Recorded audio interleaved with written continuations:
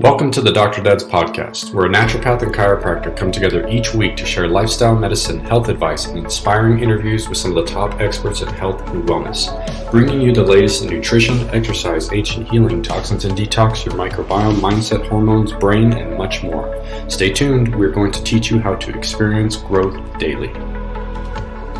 Hey everybody, Dr. Dad's coming at you again today. I'm with my brother in health, Dr. Nick Jensen. What's up, my man? Doing really well. You know, before we got on this call, we had a chance to do a little prayer and intentional engagement with our amazing guests that we're very excited to share with you guys. And, you know, there's something magical about bringing a little bit more awareness to a moment and in being in community. So I'm doing really good. Feeling excited for the talk today. Buddy, we talk about so many fun topics, but I can't tell you, I've been like a little kid all week wanting to talk to these two amazing individuals that we have on with us today. Buddy, energy medicine, we spoke a little bit to this last week, and today, again, we're going to talk again about energy, but we're going to talk about an energy that we haven't really focused on. It kind of encompasses a lot of the things that we spoke about with our energy medicine, these ancient wisdoms and practices that have been around for a very long time. But the two gentlemen that we have on today, these are amazing individuals. I'm super pumped to talk to them and really pick their brains today. So we have Clayton Stedman and Jeff Stedman on with us. And these two individuals are the co-founders of something called Focused Life Force Energy. So this is supporting a higher level of consciousness. So we're again talking back to like prayer and intention and raising our consciousness, and we're all on this journey to basically raise our consciousness while we're here on this life.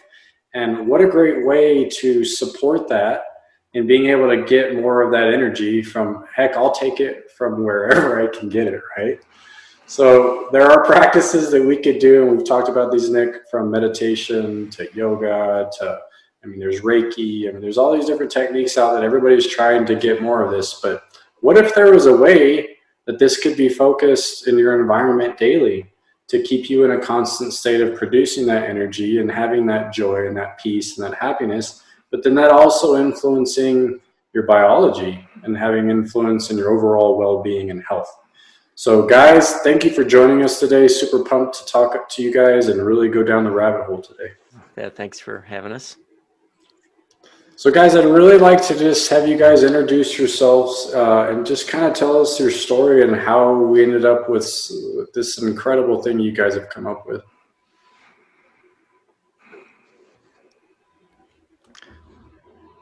Well, I'll start us off, Jeff, because you guys go ahead. I volunteered Jeff for the prayer earlier, so okay.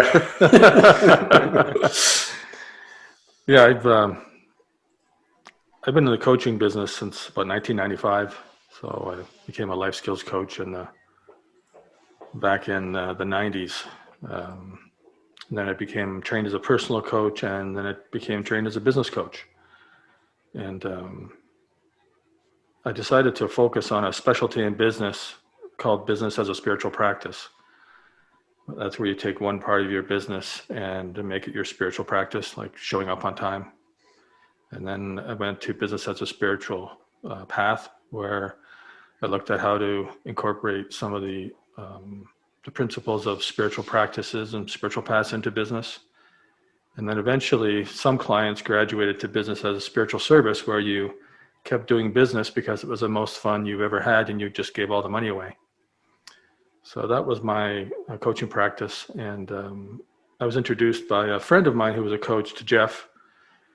Jeff was working on creating a high consciousness business culture in his companies. And because he was talking about consciousness a lot through different business models, such as holacracy, and I'll let Jeff get into that. My friend Jim introduced us, saying, well, this Clayton guy, he has these assessments and, you know, he talks a lot about consciousness. And so he just passed me on to Jeff, and that's how we met. Yeah. So it's amazing. Yeah. I was going to say it's always serendipitous when people like minds come together. Like even me and David, when we got a chance to meet, it's kind of like magic happen when you start to meet the right people that come into your life. And So Jeff, I'd love to hear just, why were you, what stirred you to want to look deeper into your business and the health of your business and the future trajectory of where you wanted to see things to go? Yeah, I probably have to go back a lot further. When I was a kid, from young kid, I really read a lot of science fiction and was really interested in mind altering things like meditation. I started meditation pretty young, and like to find dark places to try to leave my body and things like that, which I never quite mastered that, but I really had a fascination from early on with that. And in business, it's in a family business with my brother, and just we had an opportunity to just create whatever we wanted to create. There was no limitation. We weren't working for anybody else.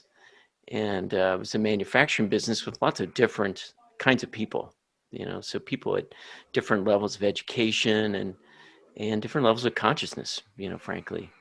And so then, becoming a leader and working with a group like that is, how do you meet each person where they are, and really understand them, how they see the world, what they value, what's important to them, so that you can really reach them and work with them to grow and to be part of the organization. So that really understanding consciousness, and I was working with Clayton's friend Jim, and kind of got to meaning and purpose and coaching.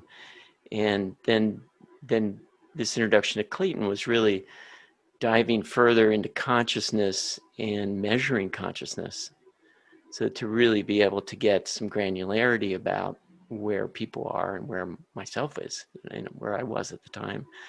And that's, the work that we did together when we started off was, where measuring those various aspects of my life, my consciousness, and finding the low spots, and then using those to kind of lever your way up, like find the weak spots or the low spots. And during that time, we came across this technology that Clayton had found up in Canada, this FLFE, this ability to focus life force energy and create a really high field, and then to work with that field. To start to do some really interesting things with it. But it came out of this really drive or intense focus for me, like to really understand consciousness and people and how we interact with each other. So this is massive. What you guys are speaking to is what a lot of people spend daily in practice, like you're saying, either through meditation or yoga, or we can go on and on, but they're all trying to get this higher state and then try to exist in that higher state. And many people do it for growth and evolution of just who they are, right? So that we can, like you're saying, keep working and accomplishing these things in our lives that we want, whether that's internal or external. So for our listeners real quick, can you talk a little bit about what that map looks like, where you guys got that scale from? And then talk a little bit about why there's so much variation amongst individuals on the collective consciousness that they're at for all these levels. Can you talk a little bit about that? I'll start with that, pass it to Jeff. We use the Hawkins map of consciousness as a scale and a reference point to measure the quality of consciousness in a field or in an environment. You can look up Dr. Hawkins on the internet. His first book, Power versus Force, was a bestseller. He published 9 books when he was alive. I think there's been 2 more successes for you in the Book of Slides since he's been out, or since he passed over. When we're looking at creating the optimal conditions for the evolution of consciousness in an economized society, we really have to measure what's in the highest and best interest to activate the field at. We were joking a little earlier before the call. Jeff and I put a field of consciousness on the call to help us be more relaxed and to give people a better experience when they're listening. And Nick and as a doctor, what's your first name? I don't. David. David, I thought it was David. Yeah. So maybe don't forget. So David Nick was saying, well, how high can we put it? It's like, well, how high can we put it in function is the other question, right? Because, I mean, FLFE or any high consciousness field won't limit your development. And our mission is, the way that we've said it, is because we live in an economized society, we all have to work for a living still. If we were monks in a place where most of our needs were taken care of and we just had to focus on the constant connection with divinity, a different level might be appropriate. And so on the Hawkins map, it's a scale from 1 to infinity. Each level of consciousness is associated with a certain number of microwatts of energy in the body. You can go to page 282 in Power versus Force, the first edition, and there's a little calculation for that. So in the human realm, the most amount of microwatts of electricity a person can handle is 1,000 on the Hawkins map. So the FLFE environment is 560 out of 1,000. So 200 is integrity, 300 is willingness, 400 is reason, 500 is love, 550-ish is unconditional love, and 600 is peace, 700 is enlightenment. So 600 is the beginning of enlightenment, ripens at 700, and then it goes up to 1,000. So when we were testing what's in the highest and best interest of all creation in terms of the level of consciousness of the environment to support the mission, then it came out around 560. Mm-hmm. And this map of consciousness, I've called upon this many times through practice and then just helping people understand their different emotional states. Anger is not necessarily bad. It's a different frequency of event or a frequency of experience that someone's, maybe stuck in for a period of time. But could you talk about the lower states as well? Because I think that helps to put the map into a little bit more perspective, because I think a lot of people definitely, especially in the world right now, are struggling. And so what do some of those lower frequencies look like? And then what's that, inevitable or that pivotal tipping point into that positive side? Well, I typically talk about the map, Jeff, but do you want to pick this one up? No, go ahead, Clayton. Go ahead. Well, if you go from 200 at courage, 200 is the tipping point. There's two major thresholds in Hawkins' work. One is 200, which is courage or integrity, and 500, which is love. So if you're raising your consciousness and you go, or there's a consciousness of a country or a town or a city or a group of people, and you're at 190, and then they go to 205, it's not just 15 points, it's another quality of intelligence because it's in a level of integrity. So if you go from 170 to 185, it's still 15 points, but you're still in the the range of pride. So 150 is anger, as you said, Nick. It's not bad, but it isn't the place that most of us want to live. Although temporarily, anger can give you a lot more energy than, say, fear, which is 100. So 50 is despair, 20 is shame. So there's a book called Transcending Levels of Consciousness, The Pathway to Enlightenment. If you get that one, it'll talk about how to transcend each level, like how to transcend shame to despair, despair to fear, fear to anger, anger to, through pride and into integrity. But there's different types of pride too. But it's the pride where you're trying to be bigger than everybody else. You're trying to dominate. You're a legend in your own mind. Things like that. Well, I think it's important to lay that out a little bit, and I'm glad you brought that up because I was thinking in my mind as you were speaking that, being prideful can mean so many different things to different people as well. But I think that if we look at the state of many people and how they meet an illness in their life. Often they meet it with fear, and sometimes they move into apathy, which is around that shame number. I think right at the lowest, one of the lower frequencies. But I mean, people get stuck in these frequencies for good chunks of their lives, and don't realize that sometimes when you meet a level of anger, this is actually a blessing in your life. When you meet a level of frustration, or maybe when you move from apathy up to fear, that there can actually be a blessing in some of these different emotions and frequencies. Now, given that we're in a world, definitely being saturated with a whole lot of fear, I was hoping that we could also maybe label some icons from the past, maybe that vibrated or harmonized at higher frequencies, so that people can kind of have a reference point for, you know, some of these real powerful individuals, or maybe it's, you know, groups of teachings. I know in Power versus Force, he talks about AA being a really high consciousness program. And so maybe if we could kind of talk a little bit about reference points, and I think that'd be helpful. Well, something that everyone has experienced is, you know, this time of the year. So in the holidays, towards the end of the calendar, is, you know, is, at least in North America, is the highest, isn't it the highest consciousness time, Clayton? Yeah. So there's just a different quality then. And people notice that. I mean, there's a lot of families getting together and gift, and it'll be interesting to see what happens this year to the level of consciousness. But that's something that many people have experienced, is that higher feeling. And it could be at a celebratory event, you know, with people, like a wedding, where there's, and depending on where it is too, you know, there's certain cathedrals, many of the cathedrals in Power versus Force and some of the other Hawkins books he goes through, some are at 700 on the Hawkins maps, some of the European cathedrals, where place of worship, where there's been just prayer, worship, you know, decades or hundreds of years, that when you walk into those places, there's just a different feeling in your body, is how many people describe it. And, you know, we were talking about these lower states and maybe being stuck in those for some period of time.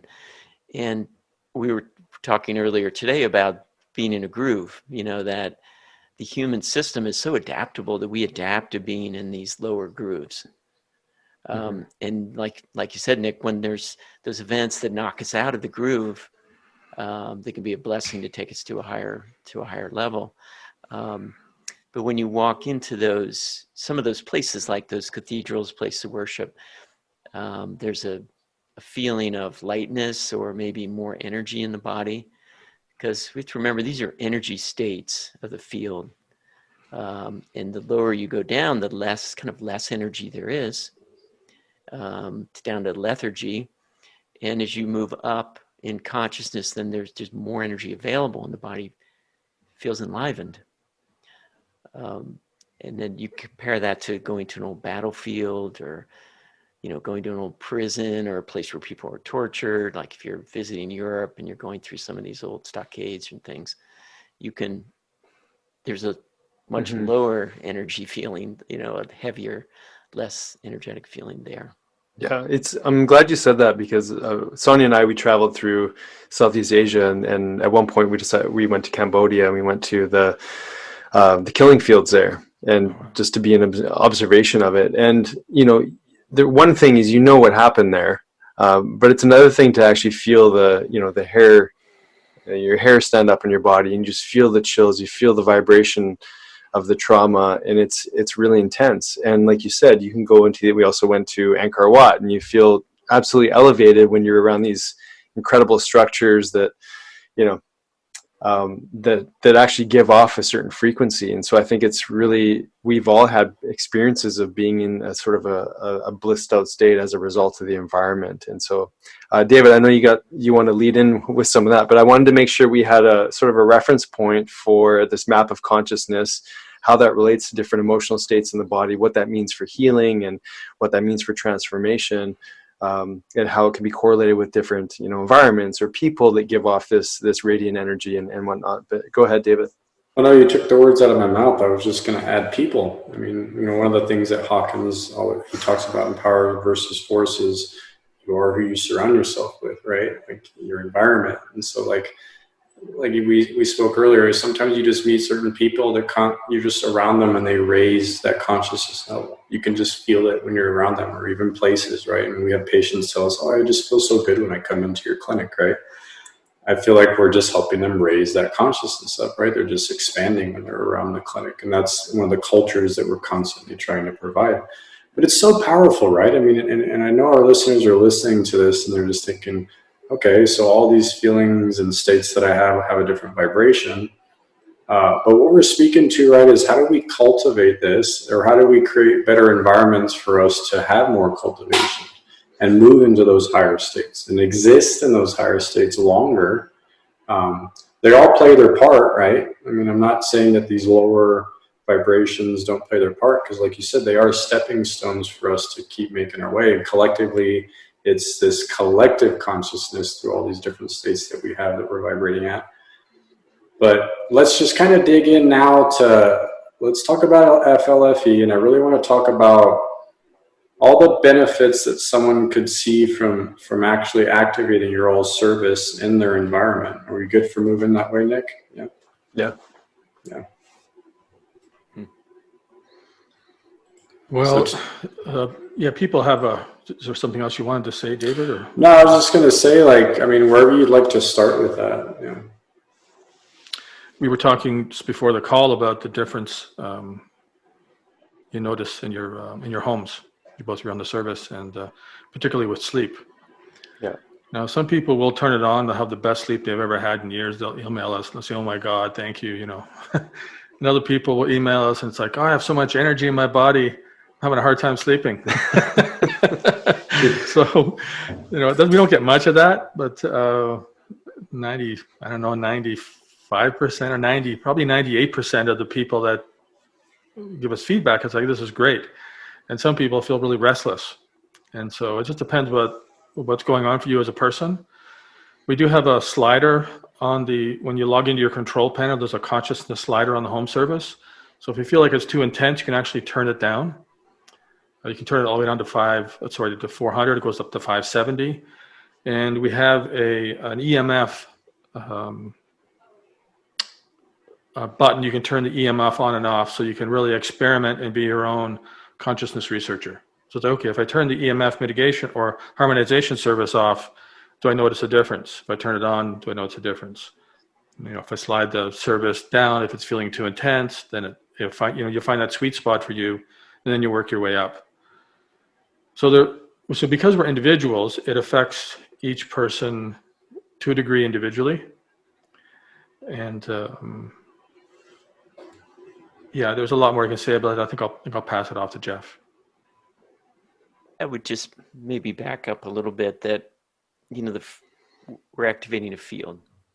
So we have a system, the FLFE system, and it's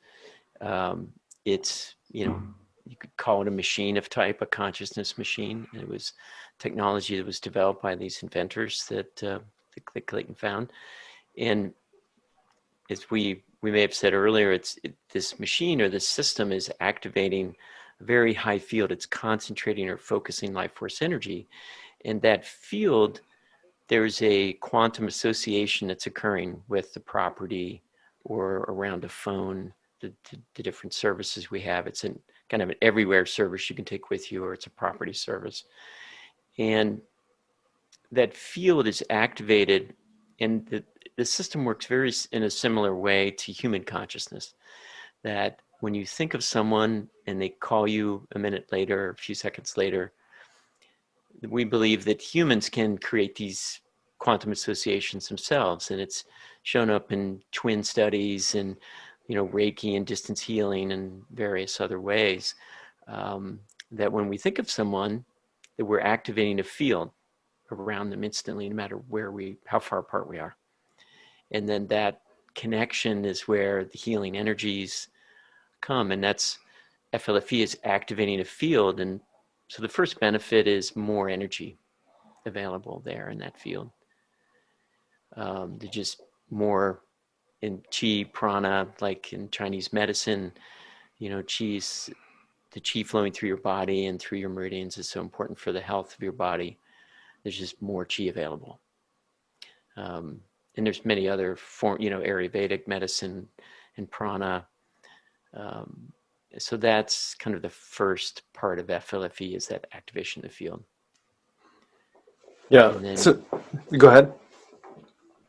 Yeah. No. Go with your question. Okay. Yeah. I was just gonna jump in and say that, you know, understanding this on some level for some people might, you know, I think that we've all had something to tie that to. You know, you mentioned that, you know, you think of someone and they end up calling. You know, there's this entanglement that happens between people, between, you know, our consciousness fields, that there is definitely interaction. You know, I think we've all had some experience of that. Oh, what a interesting coincidence. And so I think for people to sort of appreciate that, you know, that feeling of going into, you know, a beautiful environment, whether it be sacred or a place that has, you know, blessings and prayers done on it regularly, it's literally you're entering into a different field. And so the technology or devices that activate these non-local phenomenon in these, say, homes or onto your cell phone, imagine there's people going, yeah, but how? and I think that that would be helpful to see, okay, well, how is it that we can transmute this energy from one location to another? This is a big topic, obviously, of non-local, you know, quantum physics and things like that. But how could we simplify that for people so they can understand, you know, even just the power of prayer, but maybe through the power of the device? I could start and then hand it to you, Clayton. Well, as we mentioned, you know, in our human experience, we have this connection that we can feel with people over a distance. And that really is the way the technology works. And we see in quantum physics this quantum association or entanglement that occurs where you can have paired electrons and you've got a spin in one direction, they're both spinning in the same direction, and the other that's miles or tens of miles away or hundreds of miles away, and you change the spin on one, it's an instant. You know, they're instantly changed. So the connection is there in a way that we're starting to understand in quantum physics. And what I think what most people don't realize is we're in this all the time. We're in these quantum connections with each other. As you said, Nick, our fields are interacting with each other, and there's no time or space. There's no distance to that interaction. You can think of someone and they may be getting a little nudge about you at that time. And so it's happening on a larger sort of macro scale as well as on a quantum level scale. And, you know, there's some scientists that believe when you look at our galaxy, you know, the way it moves is not a Newtonian movement. I mean, it's moving as a big disk together, that there's some other quantum forces there. There's some quantum connection between the pieces of the galaxy that are having it move in a different way. So, and now there's quantum discovery of quantum on a macro scale in chlorophyll, in the production of from sunlight to sugars, photosynthesis. So, is there more you'd like to say on that, Clayton? Well, in the FLFE machine, there is an area in the machine where we create a quantum resonant area, and it used to be that so that we have these input stacks which sort of receive the energy from the ether or from the universe, if you will, and amplifies it into the bottom of this output stack. So these two input stacks receive the energy and it goes into these output stacks. And at the bottom of the output stack, there's a little area that used to be like this. And you would put a 3x5 card in, or a little like Post-it note, and you'd put a request in there or a set of instructions, and that's what would happen on the address that you put on the note. And so we took that and we made that area bigger and bigger and bigger. And when we started the service, we were putting pieces of paper like 11.5 by 11.5 and 8 by pieces of paper in there.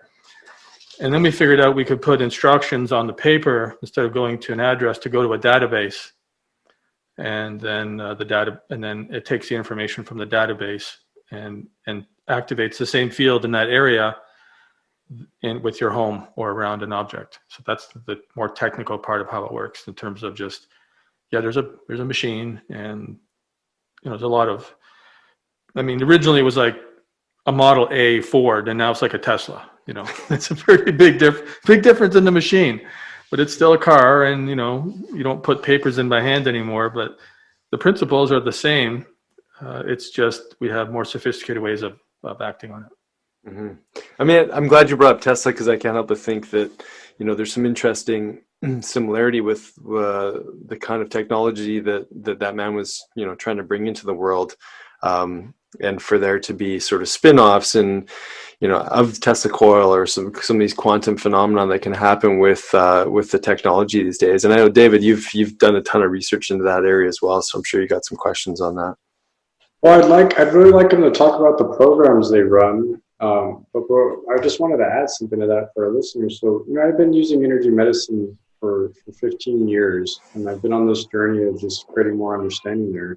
From actually using tools like cold lasers and PEMF therapy and all these different things that, I can type in specific frequencies to, affect different things physiologically, all the way to we use beamer mats, for microcirculation, to, the things like my wife does Reiki, and we do a lot of energy medicine stuff. But what I want people to understand is that you are energy, and you're very, very, your energy system is influenced by vibration and light and frequency and all these things. And what these guys are speaking to is they're able to focus this life force energy, and within that energy, and he's going to talk about it in a second, they're able to focus what type of things they want that energy to benefit in. So you guys will talk about this in a second, but you talk about grounding. I mean, you're talking about the EMF, harmonization.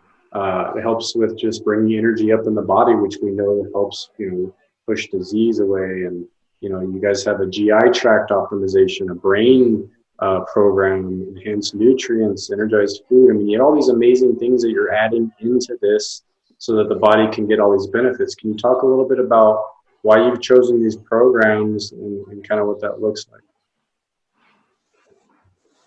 Well, our focus is consciousness, is rising in consciousness. So our mission is supporting the evolution of consciousness.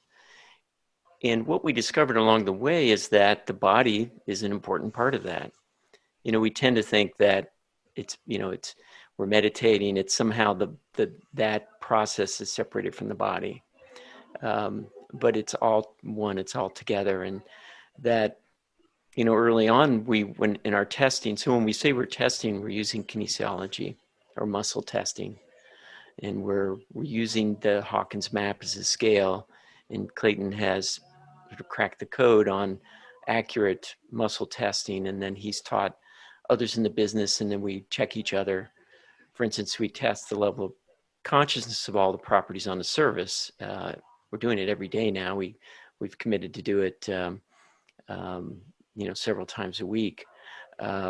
So we're able to use muscle testing, and we're checking each other in order to do that. So when we say testing, that's what we mean when we say that. But our liver, the functioning of our liver is an important factor for our consciousness, to raise our consciousness. So if you don't have the filtering capacity, then major changes in the body aren't going to happen. The body's intelligent. We have an innate intelligence. It knows, well, I've only got so much capacity because it's all that MSG Chinese food that I ate when I was a teenager, and it's plugged up this part of my liver. And so the body's only going to do the changes they're not going to overwhelm it with byproducts. So that was one of the first support programs we wrote, was for the liver, kidney, gallbladder.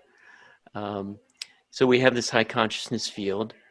And then, as Clayton said, we have programs, and they're written English instructions supporting the higher self, or the innate intelligence of the body to do what it needs to do to be optimal. So we do a lot of research on the optimal liver, kidney, gallbladder function, the doctors that are experts, the books that measure high on the truth level, or the Hawkins map for us. And that's a resource for our innate intelligence. And then our innate intelligence then has more resources to have an optimal liver, kidney, and gallbladder. And we don't make health claims. It's like praying for your kidney, liver, gallbladder 24/7. with thousands, maybe tens, maybe hundreds of thousands of monks, lots of monks, all praying for your kidneys, liver, gallbladder. So, and we believe that, those ongoing positive statements of high functioning will then help our systems to work better. Well, who doesn't need that, right? I mean, I think of like the amount of people walking around with these negative tapes in their head. I'm not good enough. I'm not smart enough. Why can't I ever get this right? But to have 1,000 monks praying for you and helping to raise your consciousness up to that 560 and beyond. I mean, that's a blessing. Absolutely. Clayton, I know you had some stuff you were going to add to that. Well, they're really requests to divinity. The programs start out as divinity, please do the following. And at the end of the programs, we have a request that everything is done in the highest and best interest of all creation. Because as much as we think we know what we know, we don't really know the universe's plan for everybody. And so you have to have a little sprinkle of humility there with your praying salad, as otherwise, you can get yourself in trouble. So the programs, David, are written so that the level of consciousness of the programs are 999 out of 1,000 or higher. So these are exquisite, detailed, micro-analyzed, laboriously worked documents. It's a lot of work, man, to put one of these together. It's hundreds of hours sometimes. So when you're writing a program, you write out the context of what you're trying to achieve. So truth is always in a context. So in your muscle testing, David, you really need to write out the context of what you're trying to achieve. And then you write out the inquiry, or in this case, the request to divinity in the context of what you're trying to accomplish. So what we noticed is that when people were going on the service in the beginning, their bodies had this extra energy, and the body was, it's very intelligent, wants to start healing. Or regenerating or upgrading or detoxing, as part of that. And so the first thing you want to do is get the detox functions of the body optimized, right? So liver, kidney, gallbladder, GI tract, all those things. And so when we were writing the liver program, and we had one of the top 50 doctors in the US actually evaluate that program with us, and he was impressed. And we actually made a couple small refinements to it. It's like sometimes it's when you get to like 999 and out of 1,000, is it 999.2 or 999.4? I don't know if we have that kind of accuracy, but it's pretty. We reference all the best medical journals in the world. We measure the level of consciousness of the books. We measure the level of consciousness of different doctors who have specialties and they're tops in their field, recognized in the industry. So that part is really quite delightful, because when you get into the high states of truth, even on a piece of paper, it does affect us, right? Mm. And kinesiology calibrates at 600 on the Hawkins map. So it kind of, you're into that nonlinear high field. And when you're doing integrous research in it, it's an inspiration. And it's just a lot of hard work. Yeah, I want to add one thing here. When you guys use that line for the highest consciousness, I didn't say it quite the way that you said it, but that's such an important thing to look into, because I think the amount of times that we ask a question to ourselves, why can't I have a better relationship? Why can't I, why can't I have more money? Why can't I be a better father? Or whatever that question is, it's done. That's the end of that question, and then that obviously attaches us to 1,000 other questions. But in the process of writing the programs, as you said, the amount of man-hours that you actually readdress the question, like you fine-tune the question, you calibrate the question, you keep digging in. It's like a contemplative. I mean, the way that I'm hearing you guys describe it, it's kind of like a contemplative, meditative practice of just, what is the actual question? How do we get more truth out of the things that we're looking into? And man, talk a little bit about that, if you wouldn't mind. Just what does a calibration mean? So you propose a hypothesis, and then to find more depth to that truth, what does that actually involve?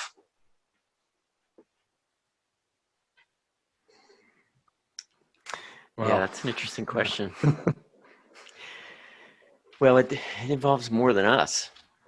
I mean, I could just, when you get down to it, it's, we have this experience of ourselves as separate and finite. And there's times when you get into these subjects and you're deep in that there just seems to be a connection. I mean, there's thoughts appear that they're not my thoughts. I mean, I don't seem smart enough to think those thoughts, and they show up. And that seems to be part of maybe the answer to your question is, as you go in, you get insights that lead you down different paths that give you more insights that fill out the picture, maybe in a way that you just never could get to by thinking,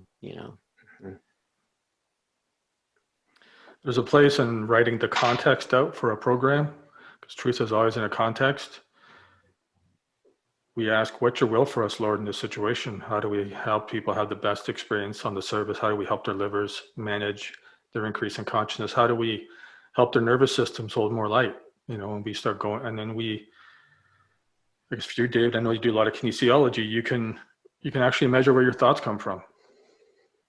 So you have an idea, and you can measure where it comes from, and we have help from a higher power. We could not do this without that help. We could not do it.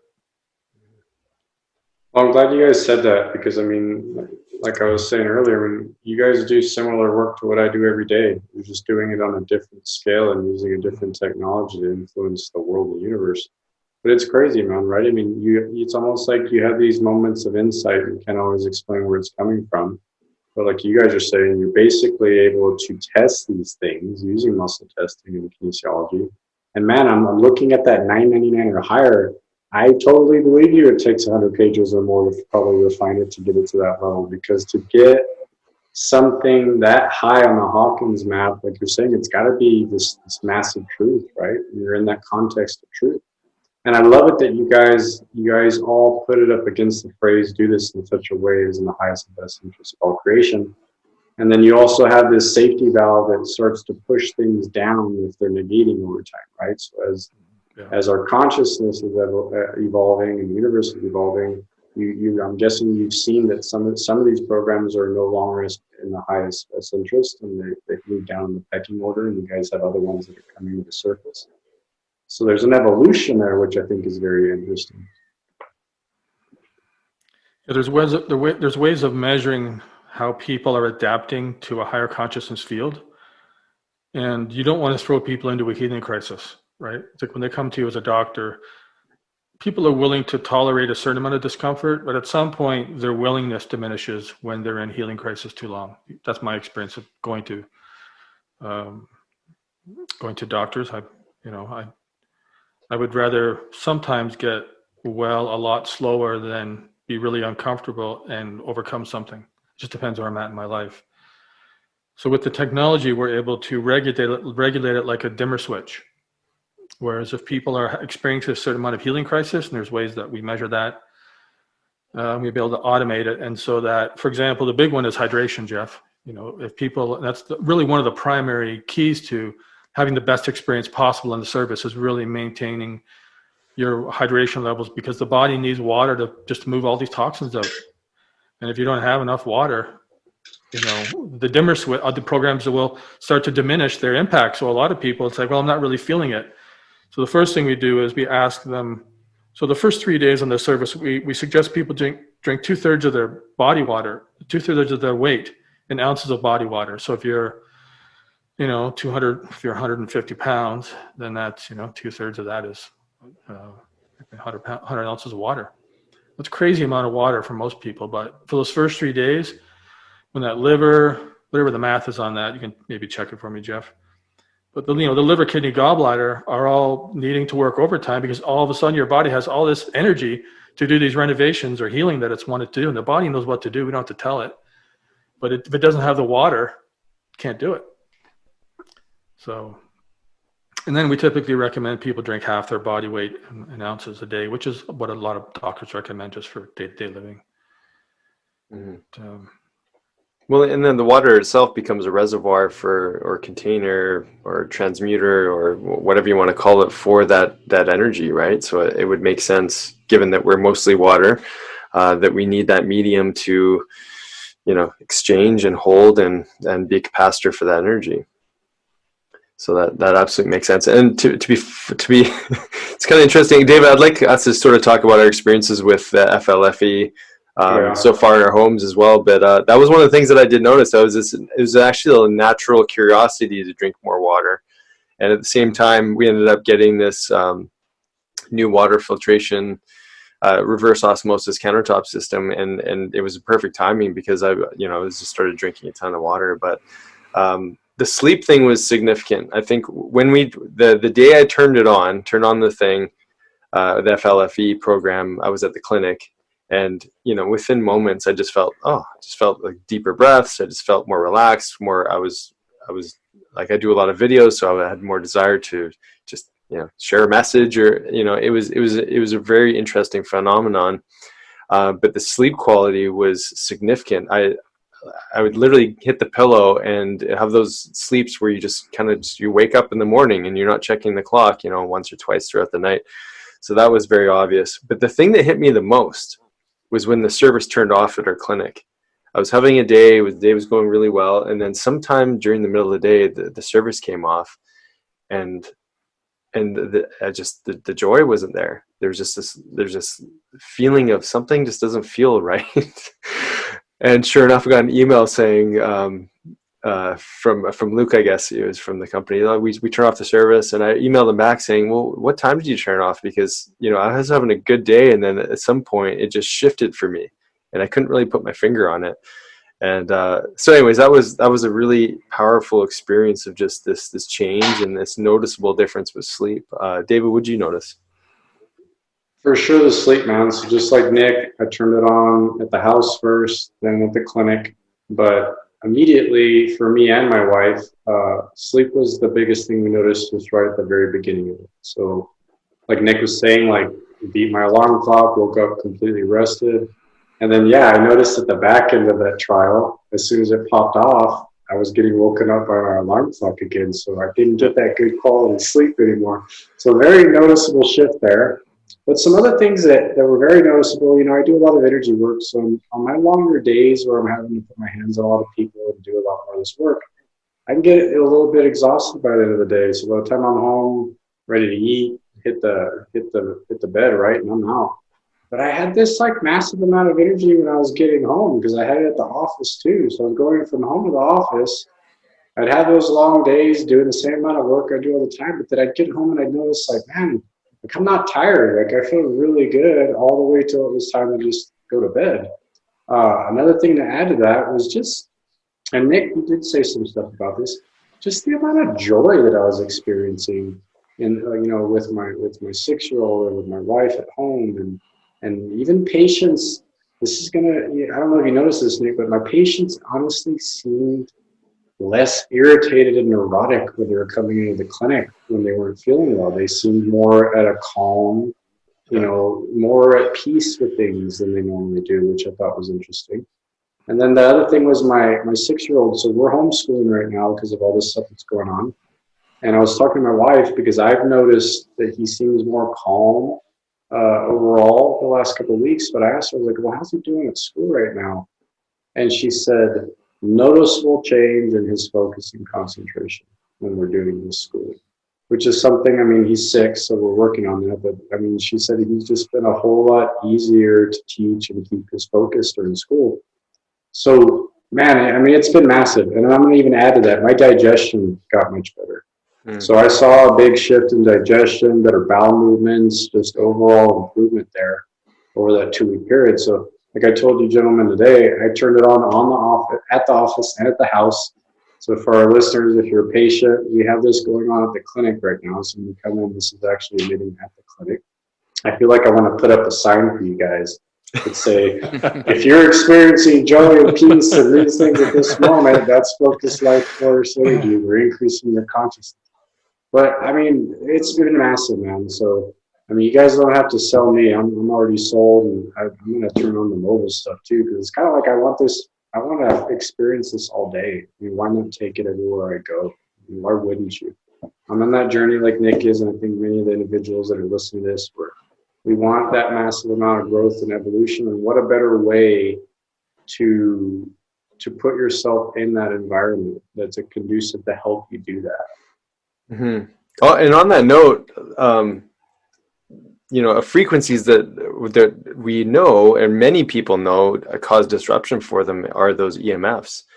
And I think this is a really important topic to jump into, because there's lots of talk about different devices that disrupt or block EMF. And, as far as I know, EMF's not going anywhere in the near future. But what you guys have shared with us and what we've been learning is that there's a different process that's in play with FLFE in regards to EMF. And I don't want to steal the thunder, so I'd like you guys to jump in there and share what actually happens there with the two.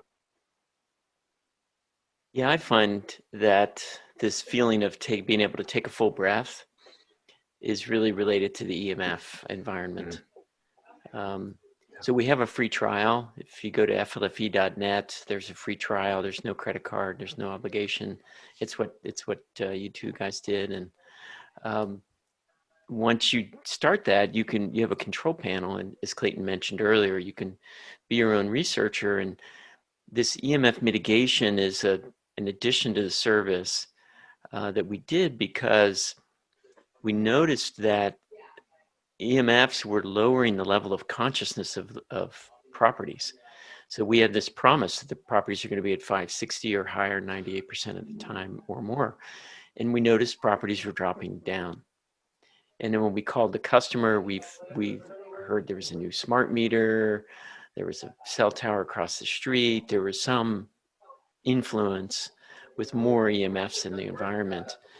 And so we knew we had to do something, because we got this promise. It's part of the optimal environment is to have it at this level, at 560 or higher on the Hawkins map. And so we found shungite is a natural material that harmonizes EMFs. So harmonizing is turning it from being, in our way of measuring, so we come from the consciousness side, consciousness lowering to either neutral or consciousness positive.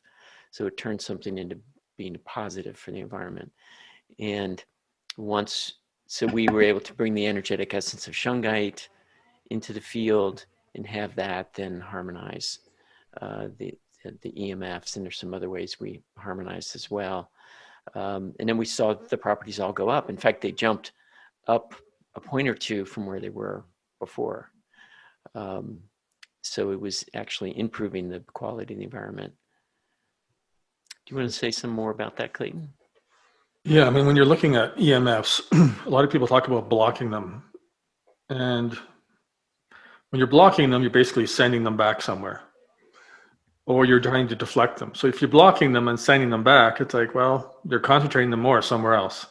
If you're deflecting them or dissipating them, you're concentrating them more somewhere else. And so when we came across the idea of harmonization, we thought, okay, that's the answer. You take something that's consciousness lowering and make it consciousness raising. And that was a breakthrough. So then we used kinesiology, David, to test all the materials that were available, on the earth, to see if there's anything that could actually harmonize it. And shungite was the only thing we found. The only thing. And so then we found a way as Jeff said, to put the energetic essence of shungite into the environment. And we actually have pet owners now say that their pets are going and sleeping on the routers, because the routers are calibrating at 600. So if you have a router in your house, it's testing at 600. And then the whole property, so they're like one at the edge, 1 point up, as Jeff said, but the whole property goes up. The average is like 4 points.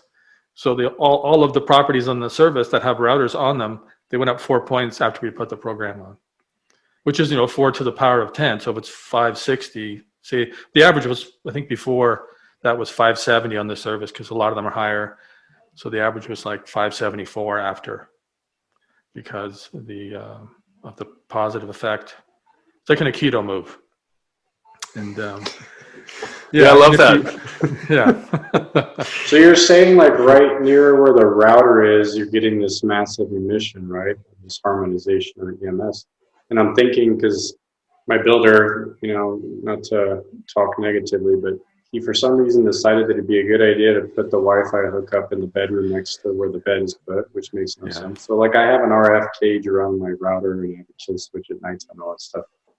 But I actually turned all that stuff off when we did the stuff with you because I wanted to see it. So that thing's about 6 feet from my head. But no wonder I was sleeping so damn good. I was just getting blown by this thing like all night long, or just like feeling it. So like it's kind of like now it's a perfect place to put my bed because I'm right there. You should put it on your pillow now. Right, let's put it on the bed at this point.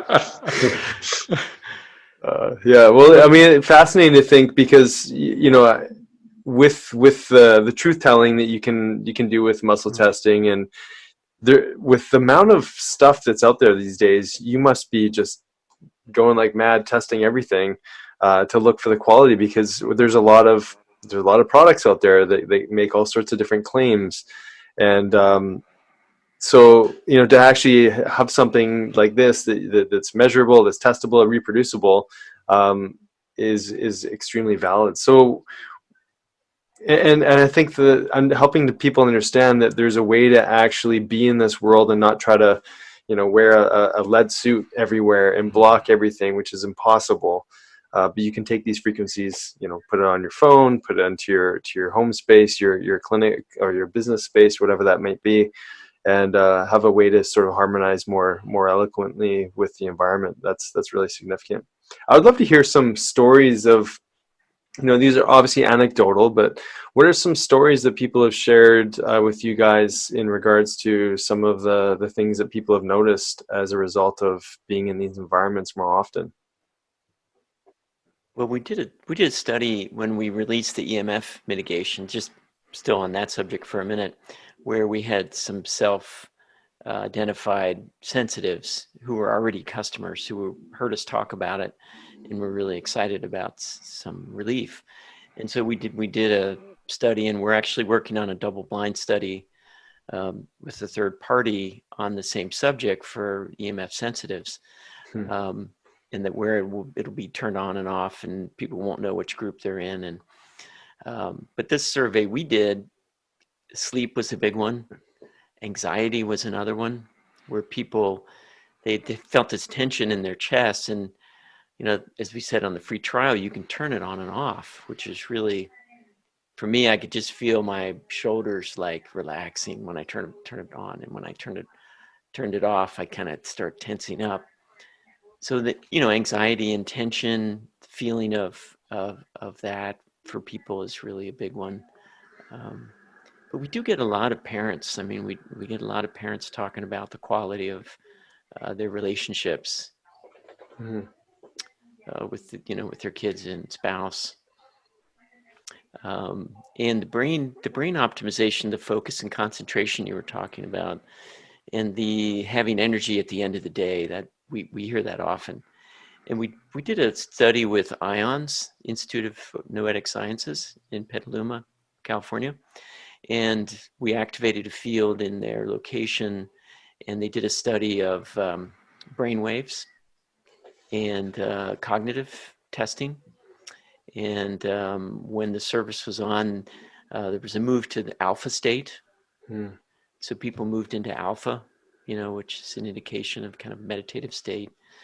And there was an improvement in the cognitive performance on the tests while they were on the service. And then we did another study with them in a Faraday cage, where we activated the field inside this big giant double Faraday cage, and they had random number generators inside. And when we activated the FLFE field, they saw the random number generators become not random anymore. Wow. So there were some interesting effects, and that's in our evidence page on the website.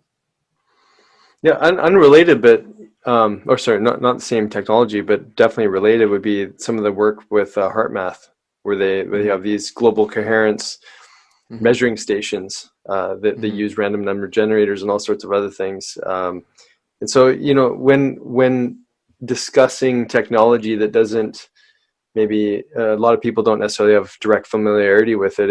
It's wonderful that, you know, the right kind of studies can be set up that show efficacy. And then, you know, at the end of the day, when people have their own experience, that speaks for itself. And that's what gets people like David and I to go back and want to get the service, because you feel the difference, and there's something positive that shifts in your life as a result of being in these fields. And, you know, I've traveled enough in different locations around the world and been to different sacred sites. And that's always been desires to set up our home so that it feels like a sanctuary. And so it feels like a place you want to spend time with, and you want to be with the kids, and, you know, really incubate in that environment. And I think that we all could do better in our lives if we were in those frequencies more often. David, go ahead. I was laughing to myself because now I can tell my wife, you don't have to sage the house so much anymore. Because my wife's big about, like, I'll come home from work and she's like, oh, you brought all your crap in with you. Your clients with you. She's walking around saging me in the house, and she's like, you need to do better at saging. So now I got something like constantly taking care of us right now in the background. So that in itself, man, the funny part about that is that's kind of like a little bit of me with the technology, and then her using these ancient things, and then crossing over each other. So it's fun, man. This is great stuff. But man, I gotta tell you, man, we are so grateful and blessed that you guys have brought this to the world. And I mean, this is gonna do amazing things for all life on Earth. And I can't wait to see where you guys will be with this in just the next few years with the evolution of where this is going, because I can't imagine. I mean, the possibilities with something like this are endless. And I'm excited just to see some more of these programs that you guys are coming up with to keep kind of helping people improve their overall health and well-being and help them heal. And God, what a great tool if you're just trying to get healing, right? Just to say, hey, I'm going to turn this on in the background and just kind of help influence my body and get some help there. So thank you guys. I mean, so grateful. Mm-hmm.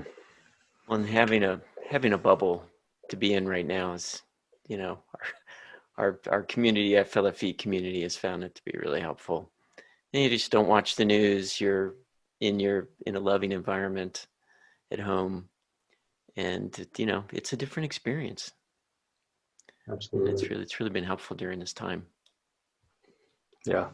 We're giving away 99% of the energy right now that the machine generates. Oh, wow. It's been between 90 and 95 historically. There's times like this where we do some upgrades, and we have invested pretty heavily in trying to support humanity through this. You know, it's a challenge to say the least. Well, it speaks volumes about the individuals that you guys are. It's awesome. Mm-hmm. Yeah, I'm glad you brought that up, because I think, you know, in the world that we are in, and we talked about, you know, the different technologies that are out there, or the different things being sold to us in a myriad of different ways, to hear that, you know, a big part of what got you guys into this is actually through service. I remember hearing some of the stories that you shared when you actually first shared this technology with the world. It was in service, and I love that you're still doing that. And you know, this isn't about financial gain. This is really about, you know, serving humanity, and you're giving us all the gift of being able to have that experience in our homes. So let's make sure we, you know, share everything we can to, you know, if you're listening to this, you know, where do people go? They go to FLFE.net. You can sign up for your free trial, get started on it, have experience, but don't just leave it there. Go and share this with your family. You know, you can make a recommendation when you add the service to your home to, you know, add someone to the program, or at least share with them so they can access it for themselves. And, you know, what would our world look like if more of us just activated the service, even for, you know, for the 2 weeks? You know, if more and more people just turn the service on, have this experience, you know, shifted their perspective just a little bit more, and looked a little bit more outside the box of where they are, they may just find some gems inside of themselves, inside their consciousness, or inside the person that's with them, to help, you know, awaken to new possibility, new opportunity. So that's FLFE.net. Any other places that we can send people who are listening? The free trial page, and the evidence page there is interesting. If you go in the Learn section, there's some videos, there's old webinars, lots of information there. Free trial is the best place just to try it for yourself. It takes about 5 minutes, and you can be in it. And moments later, you'll get the email with the login, and you can turn it on and off and play with it. Well, I love your all's emails that you send during the trial. You guys give a whole lot more information and a lot of resources there for people to create more understanding and stuff like that. So, yeah, I challenge everybody, turn this stuff on. You've got to experience it for yourself. It's kind of it's an absolute at this point. So. And there's on the free trial, you don't need to give your credit card, so you can't get accidentally billed. You don't have to remember to turn it off. It just automatically shuts off. You don't get billed if you forget to turn it off. That's something that we find frustrating when we want to try things and you give your credit card and you forget about it, and all of a sudden you start getting bills. So it's a little harder to get in, but we figure that's the best way to do it. It's one of those H&B things, Nick. Highest and best interest of all creation. Okay, well, can't ask for a credit card. Okay. And I'm just aware of the EMF culture out there. There's a huge amount of EMF awareness. So if you have a tri-field meter and just a standard EMF meter, and you put it on your environment and then you turn on FLFE, you won't notice a difference. So we had to find a more sensitive instrument because activating fields is a little different than other technology. So we had a study done using a gas discharge visualization camera, and that's in the evidence page too. Just to remind people, because we do get people who are, very serious about EMF, so they're very sophisticated and they're understanding. They have lots and lots of tools they use. So because the energy is a subtle energy, it just doesn't show up on a lot of standard meters. So you just have to use different devices to measure it. And it doesn't conflict with anything, because the field that's activated is very much like the field that's activated when you pray, as Jeff said. So it's just it's a very non-invasive, harmonious technology. Love that. Is there any other little nuggets like that? That was awesome. Any other nuggets that you want to share with the community before we sign off?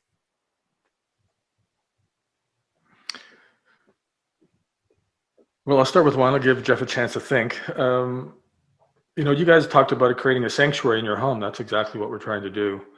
And I'm also a big believer in feng shui.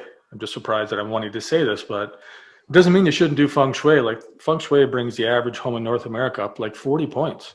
Wow. That's like 40 to the power of 10. So if you've got FLFE on your home and you're probably over, 570, that's the average now. If you do feng shui, you may not get it up 40 points because FLFE will compensate for a lot of things, but I'm a big believer in feng shui. So it's not, it's not the only thing you can do, and it does help a lot. So that's my 2 cents worth.